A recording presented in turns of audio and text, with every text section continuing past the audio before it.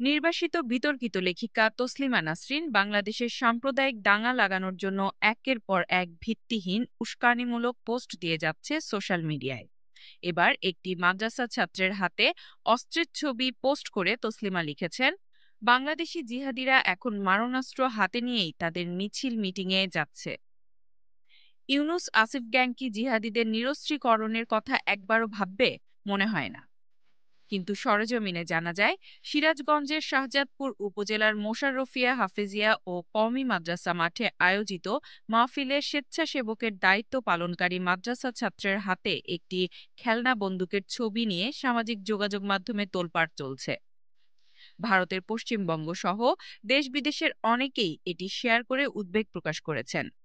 তবে খোঁজ নিয়ে জানা গেছে, এটি আসলে একটি প্লাস্টিকের খেলনা বন্দুক। মাদ্রাসা ছাত্র মোহাম্মদ নাইমুল ইসলাম বলেছেন, ছোট বোনের জন্য 220 টাকা দিয়ে তিনি এটি কিনেছিলেন। তবে এটি নিয়ে ভিড়ের মধ্যে বেশ কিছু সময় ঘোরাঘুরি করেছেন তিনি। সে সময়ের ছবিটি সামাজিক যোগাযোগ মাধ্যমে ভাইরাল হয়।